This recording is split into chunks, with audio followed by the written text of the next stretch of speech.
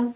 So I really wanted to make a video just talking about transitioning because I personally transitioned for about 2 years from relaxed to natural. So I just wanted to talk about some of the things that I learned while transitioning, and a lot of times where I see other people struggle with or I personally struggled with. So this video is 7 tips for long-term transitioners. So if you're ready, let's get started. I brought my computer because I made a list just so I wouldn't forget of all the things that I wanted to talk about. So the first thing is protective styling. Protective styling will save you time, it'll save your sanity, and it'll just help give you some security because during the time that you're transitioning, it's like you're relearning how to do your hair all over again. So protective styling, one, it helps keep your hair healthy because they're not always touching it or damaging it or trying to brush it or just do something to it. So it saves your hair, but also as you're transitioning and that line of demarcation where it goes from natural to relaxed, that mark right or the line of demarcation is very, it's not sensitive, but it's very vulnerable to breakage. So the less you're manipulating your hair, the less you're touching it, the less breakage you'll get, and you'll be able to maintain, your relaxed ends for as long as you want to keep them. So definitely protective styling, number one. And just to give you guys some examples, I lived in a bun. Pretty much like my hair was always in a bun, and I was able to keep my hair, back and neat, and it kept my ends tucked away so that, I could maintain my length for a long period of time. So whatever that means for you, I did buns, I would wear my hair in twists a lot, I would put my hair in braids sometimes, just anything that helps to lessen the manipulation of your hair. Number 2. So my second tip for long-term transitioners is moisturize. I cannot say it enough. Moisture is your best friend, especially when your hair is curly, because that natural, your sebum that comes from your scalp, when your hair is curly, it doesn't get a chance to travel down the hair shaft. So that means that you have to put in extra effort to make sure that your hair is moisturized. Also, the more moisturized your hair is, the better it acts. The less frizzy it is. It's easier to detangle your hair when it's moisturized. So the most important thing that I found is just making sure that you get enough moisture when you wash your hair. So that means either you do a deep condition before you wash your hair, you pre-poo, which is just putting some type of oil on your hair before you wash it, or after you wash it, at least, every week to every 2 weeks, doing a deep conditioner, finding a very good leave-in conditioner, and that will just add some extra moisture to your hair once you are finished washing and conditioning, and then getting a good moisturizer overall just to help maintain the moisture of your hair. A lot of people who go natural just say, my hair is always dry, I just have dry hair. That's just natural hair. My hair, I pretty much have to moisturize my hair every day. If it's in a protective style, I don't have to moisturize it as often, but at least if it's not every day, every other day, just maintaining that moisture. And that just means just adding my moisturizer to my ends, or if it's coconut oil to seal in my ends, something. So getting a good moisturizer that works for you, and getting a good deep conditioner and regular conditioner that also work for you. So my next tip, number 3. My third tip is just making sure you have the right styling tools. Right before I actually started transitioning, I heard a lot. I don't know if you guys remember the whole Hair Lisa movement. I think I still have an account on there, and I just haven't looked at it in forever. Anyway, Hair Lisa, people used to talk about all of the different products, all of these different styling tools, everything, post pictures, styles, all that. So one thing I heard people talking about was the Denman brush. Is my brush clean? Not really. Anyway, so a lot of people mentioned the Denman brush. And the reason why the Denman brush is good is because the bristles are very soft. And when you're brushing your hair and let's say you get to a knot, the bristles will kind of bend and not rip your hair while you're trying to detangle it. And it comes with, let's see, 1, 2, 3, 4, 5, 6, 7. It comes with 7 rows, but you can take it apart and take out some of the rows. So I've taken out every other just so that it's a little bit less manipulation when I'm detangling my hair. The next thing you want to do is get yourself a wide tooth comb. Now, my comb has seen better days. I've dropped it a few times, and of course, since I have thick hair, I'm sure one of these came out just because of my hair. But get yourself a good wide tooth comb. When it breaks, I don't really want to buy a new comb. So I just keep using this one, and I just put my fingers over this because these little edges now are kind of sharp. So if you're like me and you're really trying to hold on to your comb, just put your fingers over it when you brush it and it'll be fine. So those are really good just to help detangle your hair and also prevent extra breakage or you ripping your hair out. My fourth tip is just finding your staple products. So as a natural, in my opinion, your staple product should be a good clarifying cleanser or shampoo, a good deep conditioner, a regular conditioner, and especially when you're transitioning, you want to have a good leave-in, whether it's a spray or something that you put on. After you finish transitioning, leave-ins aren't as essential, but they do give you that added slip so that when you go to detangle your hair, it's a little bit easier. And also a good gel and a good moisturizer. The reason why, the clarifying conditioner, a lot of times as naturals and having very curly hair, you're adding a lot of different products. You're putting oils, you're putting butters, you're putting moisturizers, and you need to clarify your hair every now and then, even if it's just concentrating the shampoo on your scalp. Deep conditioner, I already mentioned the importance of moisture. Deep conditioners are your best friend.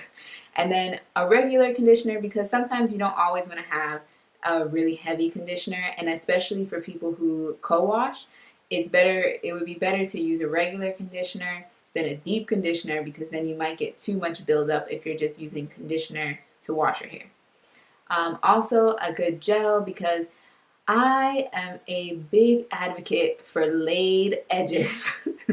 If your edges are laid and nice, you can turn any style into something very clean and polished. And that was the thing I took advantage of while I was transitioning. If I had my buns and the back of my hair might not necessarily be looking too great, as long as the front of my hair looked nice, whether I did a lot of flat twists in the front of my hair because it just kept it looking nice and neat. So when you get your good gel, you can lay down your edges, lay down the front of your hair, and then you can have a party going on in the back.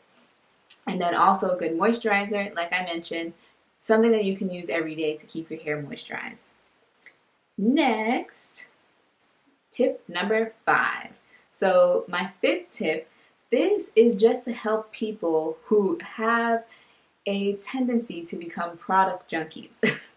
And what I mean is that some people, even if they're not transitioning just as a natural, even relaxed girls, they see all these new products, they hear about all these new products, and they just want to try everything. And then the under your sink is just full of products that you bought, and you just think about all the money that you wasted. And yeah, it's not pretty.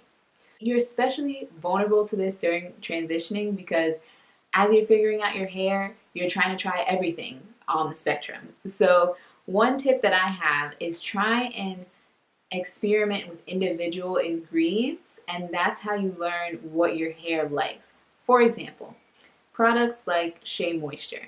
Shea Moisture has a lot of shea butter, cocoa butters, those heavy butters, and then you have other products which are coconut oil based, avocado, almond oil, those type of things. So invest in small amounts of the individual ingredients. So if you want to try shea butter, cocoa butter, if you want to try coconut oil, that way you can try it on your hair, see how your hair responds to it, and if your hair likes it, then you can stick to products that have those ingredients. This helps you because even though oils can sometimes be pricey, if it doesn't work on your hair, you can always use it on your skin, and you can always, specifically like coconut oil, you can cook with it, you can do so much more with it. So it's not just going to sit underneath your sink. Another good thing is, say you buy a product and it doesn't necessarily work for your hair, if it's not enough moisture, etc. you can always add to it. So you can always add that coconut oil, add that avocado, almond, shea butter, all of that, and make it your own, and that way you're not wasting it. So that's my tip for anti-product junkiism. I just made that up. Number 6. So my 6th tip is just to get rid of the relaxed mindset. And what I mean is that when you're relaxed and when you wear your hair straight a lot, even if you weren't relaxed, even if you just straightened your hair a lot, you get this mindset where every single hair has to have a place and it always has to look nice. And if you get a centimeter of frizz, your hair is ruined. That mindset is not going to work as a natural. Whenever you do your hair, even if it comes out gorgeous, when you leave the house, it is not going to look exactly the same when you come home. And that's just, it is what it is. Natural hair, we have more volume, and it's a good thing, and it's something that you should embrace. And this is something I had trouble with in the beginning when I was transitioning to natural, where I went from having, hair straight in one place, curls were strategically placed, you put hairspray or whatever to keep them in place, to going to just like a huge afro where I leave, and especially in the beginning because you're still learning, you leave and your curls are all nice, you get to whatever event, you get a glimpse of yourself in the mirror and you're just like, what happened? One of my very, very good friends, she helped me a lot with this. She would just always encourage me and say, your hair looks nice, it looks fine, wear it. She actually encouraged me to wear it out the first time. I had been natural for probably like a year and a half, and then she encouraged me to actually wear my hair out and embrace the curl and the puffiness and the frizz. So it's going to be a lot easier if you just let go of that mindset of your hair always has to look perfect and it always has to have a place and it can't change, and no, my hair can never frizz. I have to find a way so it doesn't frizz. I just say plan ahead. Whenever I do styles like a braid out or a twist out, I purposely don't separate everything because I know as I go throughout my day, it's just going to separate itself and get more volume. And finally, my 7th tip for long-term transitioners is just making sure that you don't allow other people's opinion to affect your plan and affect how you or what you choose to do with your hair. This was one thing that I had to deal with where, because when I was relaxed, I still had long hair. So when I was transitioning to natural, people would be like, well, I don't know why you're transitioning. Your hair was already nice. And especially within my family, all the women are pretty much relaxed. They wear their hair straight. And okay, so my camera cut off. I'm not sure where it cut off on. So I'm just going to continue where I was talking about tip number 7, where it's just not being moved by other people's opinion. So I mentioned that I would grow my hair out and I would cut, a few inches off as it grew out during my time that I transitioned. So people knew, eventually people found out I was transitioning and they would ask, oh, so how much do you have left, blah, blah, blah, whatever. So I would tell them, oh, I have about 1.5 inches, all this stuff. And they would say, like, well, I don't know why you won't just, I don't see why you're just holding on to that inch. Just go ahead and cut it off.